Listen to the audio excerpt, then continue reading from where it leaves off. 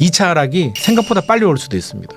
극단적인 예로 야 현대건설, GS건설 뭐 이런 데가 막 부도가 나, 롯데건설 부도 나고 난리가 납니다. 일군 건설사들이 막 부도가 나요. 그러면 심리적으로 얼마나 위축이 되겠습니까? 막 집어 던지겠죠. 그래서 이런 예상치 못하는 상황이 발생하면 뭐 2차 하락이 빨리 올 수도 있는 거고요.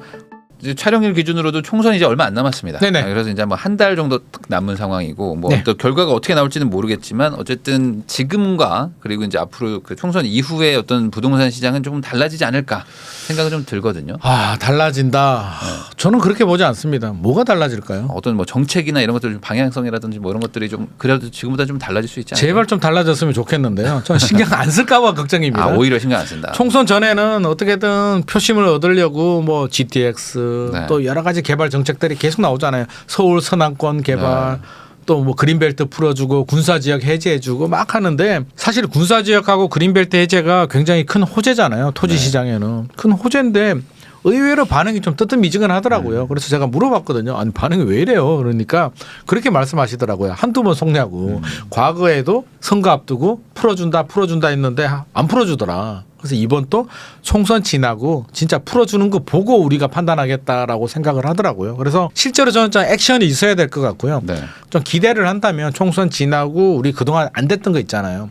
사실 취득세도 네. 중과세 뭐 지금 풀어준다고 벌써 얼마나 했다가 오래됐어요, 지금 지금. 소득세법도 네. 개정 안 되고 있죠. 앞서서 말한 3년 이후에 실거주 의무 3년 이후에도 그렇고 이런 묵혀있던 정책들을 누가 이길지는 모르겠습니다. 우리가 정치 방송은 아니니까. 네. 누가 이기더라도 제발 총선 지나고 22대 국회에서는 이제 캐캐 묵은 이런 불필요한 정책들은 머리를 맞대고 토론을 해가지고요. 그런 거 있잖아요. 앞서서 실거주 의무 야 투기 조장해라고 한다면 저는 그런 생각입니다. 분양권 전매하고 실거주 의무 두 개가 있잖아요. 네. 그러면 생각해 보면 그래 분양권을 왜 팔아야 되지? 문제가 될 수는 있죠. 그러면 실거주 의무는 폐지하고 대한민국의 주거의 자유가 있으니까 실거주 의무는 폐지해 주는 대신에 분양권 전매 제한을 차라리 그러면 전매를 하든지 전매를 하고 해외로 가거나 자녀 교육이나 예외적인 사정이 있을 때는 전매를 해주도록 한다면 뭐 그것도 저는 합리적인 방법 아닐까 싶습니다. 분양을 받아서 바로 피 받고 판다는 거는 약간 실수요자들한테도 또 마이너스가 될 수도 있기 때문에 이렇게 좀 합리적으로 여당 야당 그냥 싸울 때 싸우더라도 제발 네. 우리 민생 법안에 대해서는 취득세 중과 폐지가 맞는지 뭐가 맞는지는 치열한 논쟁을 거쳐서 좀 해야 되죠. 그래서 일을 하는 국회가 됐으면 좋을 것 같고요. 총선 지나면 아마도 총선 리스크라면 리스크죠. 끝났기 때문에 이제 여러 가지 본격적인 정책들이 나올 겁니다. 서울 같은 경우는 일단 가장 눈에 띄는 게 저는 이번에 그 토지거래가 네. 토지거래가는 저는 이번에 풀어줄 것 같습니다. 최장 5년인데 네. 굳이 내년에 풀어줄 이유는 없을 것 같거든요. 지금 주택 시장이 그나마 좀 안정이 됐을 때 삼성동 여기 청담동 여기가 지금 삼성, 6월에 청담, 풀죠. 네, 잠실도 있고 네. 여러 4월에서 6월에 몰려 있기 때문에 토지거래가가 일단 좀 저는 풀릴 가능성이 상당히 높다. 그러면 토지거래가 때문에 이제 실거주자 아니면 못 사잖아요. 그래서 네. 그게 풀리면 토지거래가 뭐 잠실 포함해가지고 이런 지역들은 약간 거래량 증가에 또 도움이 될 수도 있을 것 같고요. 서남권 개발이라든지 그린벨트라든지 이렇게 발표한 내용들이 후속 조치가 이루어진다면 해당 지역들은 또 호재가 되겠죠. 특히 서남권 개발 같은 경우는 영등포, 물레동 이런 쪽에 사실 좀 해야 돼요. 물레동 가보면 맞아요. 아니 서울 지도를 딱 보고 보면 굉장히 좋은 땅인데 네. 야 이게 일제 시대 때 약간 개발했던 지역이잖아요. 영등포가 일제 시대 때 이제 공업 지역으로 만들어서 한때는 서울의 중심 지역이었는데 그래서 영동이잖아요. 강남은 이름도 없는 영등포의 동쪽이었는데 이제는 강남은 서울의 중심이 되고 영등포는 굉장히 낙후된 지역이 됐기 때문에 서남권 저는 개발해야 되는 게 맞다라고 보여지고요. 실제로 이게 실행이 됐을 때는 서남권 지역은 상당히 개발을 압력을 받게 되고 또 부동산 입장에서는 긍정적인 영향 기대할 수 있을 것 같습니다. 어떤 결과가 일어날지 모르겠지만 어쨌든 지금 총선 때문에 뭔가 좀 대기하고 있는 수요 이런 분들이 있다면은 어쨌든 4월 이후로는 뭔가 선택을 좀 하시긴 하겠네요. 일단 지켜보는 분들이 있겠죠. 불확실성. 시장에서 가장 안 좋아하는 게 불확실성이잖아요. 네. 뭔가 내려가면 내려가고 올라가면 올라가고 하면 하고 아니면 아니고 좀 확실한 걸 좋아하는데 총선 또 하나의 불확실성이거든요. 그래서 네. 총선이 끝난다는 얘기는 저는 불확실성 하나가 제거됐다는데 좀 의미를 두고 싶고요. 불확실성이 몇 개가 있습니다. 금리 금리도 불확실성도 있고요. 그래서 지금 이제 인상은 멈췄습니다. 그러면 네. 인하가 언제 되느냐가 중요한데 파월 의장이 뭐 올해 내로 하겠으나 뭐 또 데이터는 좀 봐야 된다. 데이터는 봐야 된다. 맨날 똑같은 소리 네. 그렇게 하고 있는데 일단 뭐 올해 내로 내리는 거는 기정사실인 것 같고요. 미국이 올해 대선이 있잖아요. 네. 안 내리고 안 될 겁니다. 대선이 있는데 어떻게 그렇죠. 안 내립니까? 네. 이게 우리나라하고 다른 게 이제 우리는 부동산이 중요한 거고요. 미국은 주식이 중요하잖아요. 미국 국민들의 아마 대부분의 70% 80% 자산, 은퇴 이후의 자산이 다 주식 시장에 들어가 있기 때문에 주식 시장이 무너지게 되면 미국은 아마 쿠데타 일어날 겁니다. 정말. 그래서 미국은 금리 내릴 수밖에 없고요. 한 두 차례, 한 세 차례 정도는 내릴 것 같습니다. 그러면 올해 안에 세 차례 내린다는 얘기는 적어도 올 상반기 5월, 6월 정도에는 한번 내려줘야 되는데 지금 파월이 계속 주춤주춤하고 있는데 미국이 한번 내릴 때 아마 큰 반향이 있을 것 같습니다. 왜? 처음에 1번 타자가 중요하잖아요. 네. 1번 타자가 안타 치고 나가야 되거든요. 그래서 1번 타자가 나가면 2번, 3번이 어떻게 하느냐 이제 작전이 이루어지기 때문에 미국이 한번 내릴 때 아마 불확실성이 드디어 시작이다. 드디어 인하가 되는구나라는 기대감이 생기면서 아마 투자 심리에 많은 도움이 될 것 같고요. 두 번째는 이제 한국은행. 미국이 한 번, 두 번, 뭐 세 번 내릴지 두 번 내릴지는 모르겠으나 한국은행이 하반기에 만약에 내리게 된다면 우리나라도 또 하나의 불확실성 제거죠. 그러면 부동산 시장 투자 심리 입장에서는 또 하나의 긍정적인 요인이 될 것 같습니다. 물론 금리 한 번 내린다고 해서 모든 문제가 다 해결되지는 않잖아요. 그래서 막 흥분하다가 또 냉정을 찾고 뭐 여러 가지 상황이 반복이 될 수는 있겠지만 불확실성은 하나 제거한다는 측면에서는 저는 일단 총선 불확실성은 제거가 되는 거고요. 토지거래 허가 진행이 되는 거고 나머지 규제들은 집값이 좀 많이 떨어지면은 강남 3구, 용산구도 풀리겠는데 2024년에는 그런 일이 안 생길 것 같고요. 그래서 올해는 금리 미국에서 한번 언제 내리느냐 한국은행이 언제 내리느냐에 따라서 이벤트가 발생하게 되면 아마 투자 심리 자극이 되면서 거래량이 좀 늘어나고 또 일부 지역들은 호가도 올라가고 이렇게 상승 거래가 좀 이루어질 것 같습니다. 이게 거래량이 중요한데요. 내릴 때도 거래량이 좀 수반이 돼야 되고 올라갈 때도 거래량이 수반돼야 되는데 지금 뭐 1,800개, 1,600개, 2,500개는 사실 비정상입니다. 그래서 분명히 말씀드리지만 지금이 비정상이에요. 그러니까 비정상은 정상으로 가야 되거든요. 네. 그래서 반드시 거래량 5천 건 이상이 되는 정상으로 갈 겁니다. 그게 올 하반기가 될지 내년이 될지는 모르겠으나 그게 이제 하향 거래가 되면서 늘어날 수도 있고요. 상승 거래가 되면서 늘어날 수도 있는데 어떻게든 거래량이 늘어난다는 점은 상승이든 하락이든 부정적으로 볼 필요는 없고요. 이게 정상으로 가는 과정입니다. 결국에 이게 거래량이 낮다는 건 뭔가 이게 양측이 대치하고 있는 건데 그렇죠. 해야 될 걸 안 하는 거니까요. 이제는 정상화가 된다는 거는 어찌됐든 뭐 누가 한 명이 이제 인정을 하고 그렇죠. 뭐 오르든 인정을 내리든 하고 한다는 게임도 거죠. 계속 줄다리기 할 수 없잖아요. 한쪽이 져야 다음에는 또 이쪽이 이기는 거이기 때문에 저는 줄다리기 게임이 결국에는 이 팽팽한 매도자 매수자 줄다리기 게임이 어느 한쪽은 또 질 거고요. 집주인이 한 번은 또 져줘야겠죠. 집주인이 지면 가격이 또 살짝 내려가면 결국에는 지금 벌써 2년 지났잖아요. 본격결에 2022년 2023년 지났어요. 올해 지나면 벌써 3년 차입니다. 조정장이. 내년 되면 4년 차예요. 보통 3, 4년 조정이 되거든요. 어떻게 보면 내년이거든요. 그렇게 본다면 이 줄다리기 게임 또 집주인이 한번 졌다가 집주인이 한번 지면 나중에는 또 집주인이 이길 가능성이 훨씬 더 높기 때문에 우리가 그런 차원에서 거래량 증가하는 부분에 대해서는 눈여겨 좀 봐야 될 것 같습니다.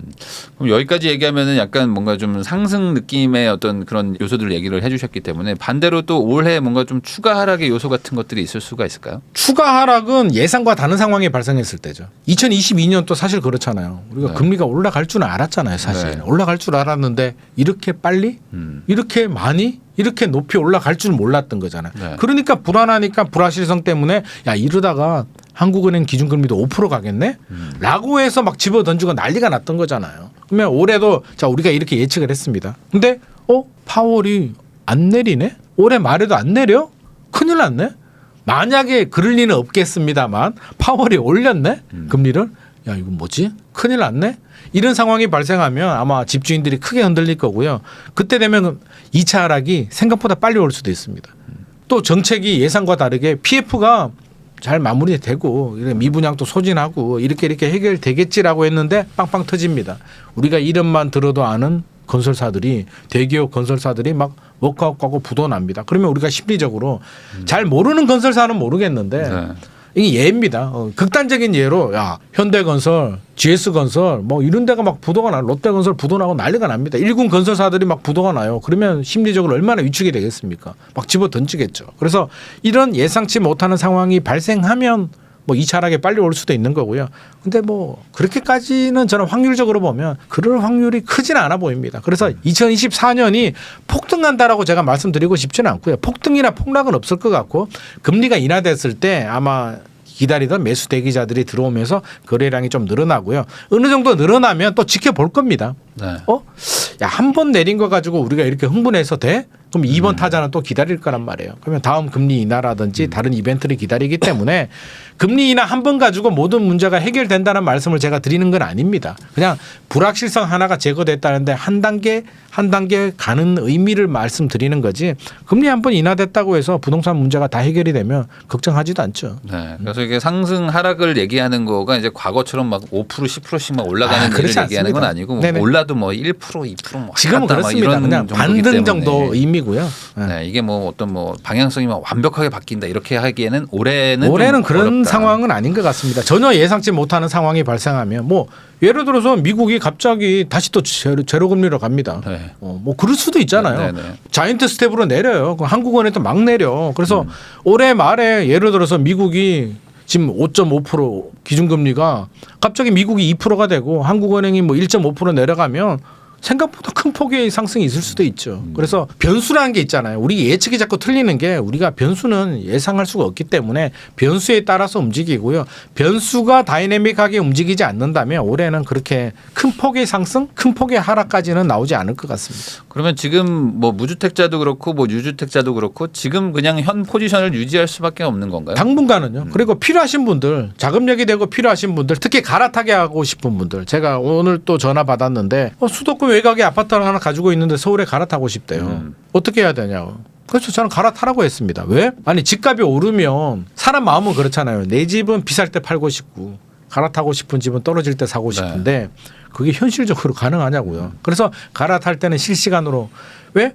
아니 내 집도 내려가면 저기도 내려가 있겠죠. 내 집이 오르면 같이 오르기 때문에 실시간으로 갈아타는 게 맞겠고 이제 확률의 문제거든요. 팔고 현금 가지고 있다가 혹시라도 조정이 될 때 들어가겠다는 건 이제 베팅을 어디다 하느냐. 내려가는 2차 하락 확률에 50% 60% 베팅한다면 기다려 보셔도 되는데 과거 확률을 보니까 현금 가지고 기다리는 분들이 성공 확률이 높지는 않았습니다. 상당히 불안하거든요. 처음부터 무주택인 분들은 괜찮아요. 네. 고기도 먹어본 사람이 안다고. 처음부터 무주택인 분들은 1년, 2년, 3년, 5년 기다릴 수 있습니다. 근데 지금까지 집이 있다가 팔고 통장에 이제 매덕 손에 쥐고 기다려요. 떨어질 때까지. 하루하루가 아마 고통이고 악몽일 겁니다. 뉴스에서 혹시라도 미국에서 금리 내렸다는 뉴스가 나오면 가슴이 철렁철렁 내려앉을 겁니다. 그래서 그런 극단적인 전략은 저는 추천드리고 싶지 않고요. 이런 전략은 예를 들어서 3주택이나 2주택이 있는 분이 한 개를 팔고 1주택을 가지고 있다가 추가 하락이 오면 한 개 더 사야지. 그럴 때는 괜찮은데 1주택자가 무주택으로 가서 현금을 가지고 기다리는 전략은 상당히 리스크 크다는 말씀 드리고 싶습니다. 갈아타기 같은 것들은 이제 필요하면 뭐 지금 하면 되는 거죠. 그렇죠. 그 자금력이 되시는 분들. 네. 뭐 무주택자분들은 뭐 조금은 뭐 기다려도 뭐 올라도 뭐 크게 오르는 그런 분위기도 아니고. 그렇죠. 그렇죠. 그리고 뭐 예를 들어서 결혼 앞두고 양가 부모님이 돈을 좀 도와주신대요. 네. 그래서 집 사라고 하면 집 사야죠. 네. 아버지 저 부일남 보니까요. 좀 기다리는 게 좋을 것 같아요. 저 3년 후에 집 살게요. 3년 후에 부모님이 돈 안 줄 수도 있어요. 돈을 먼저 주세요라고 말하기가 어렵죠. 그렇죠. 그 3년 후가 됐어요. 아버지 이제 집 살 때요. 그때 약속하신 돈을 좀 주세요. 너희 형이 먼저 썼다. 이런 일이 발생할 수도 있기 네. 때문에 사야 되고 자금이 되고 사야 되는 분들이라면 또 따져보시고 서울 중에서도 그래도 또 최고점 대비 아직 좀 내려와 있는 아파트들이 있으니까 그런 거 찾아서 내 집 마련하셔도 좋을 것 같습니다. 생각해 보면 우리 벌써 2년 지나갔잖아요. 네. 2022년 막 금리 올라갈 때만 하더라도 어떡하지? 와 이거 어디까지 가는 거야? 절반 정도 왔습니다. 벌써 2년 지나갔고요. 과거 사례를 보더라도 서울이 7, 8년 상승하면 3, 4년 조정이 되잖아요. 이제 벌써 절반 지나왔어요. 순식간에 지나왔잖아요. 물론 앞으로 변수에 따라서 그게 2년이 될지 1년이 될지 3년이 될지는 모르겠으나 저는 절반의 고비는 지나갔다. 너무 불안해하지도 마시고요. 너무 또 흥분하지도 마시고 기다렸다가 충분히 지금 공부하기 좋은 시점이잖아요. 부일남 보면서 공부하고 나만의 투자 전략. 저뿐만 아니라 여러 전문가들이 나와서 인사이트를 주고 우리 부일남 또 인사이트 주고 하잖아요. 자기만의 좀 전략을 세우면 좋을 것 같습니다. 아 나는 내 성향에 맞춰서 아 이거 맞아 이거는 아닌 것 같아라고 해서 자기만의 뿌리 줄기 투자 전략을 세우시고 거기에 맞춰서 차분하게 부일남 보면서 내 집 마련 전략 세운다면 저는 분명히 기회를 놓친 분들도 분명히 좋은 기회 분명히 올 겁니다. 분명히 잡을 수가 있는 거고요. 또 기회를 잡은 분들도 한 번 더 잡을 수가 있기 때문에 절대 흥분하지 마시고 나만의 투자 전략 한번 세워보시기 바랍니다.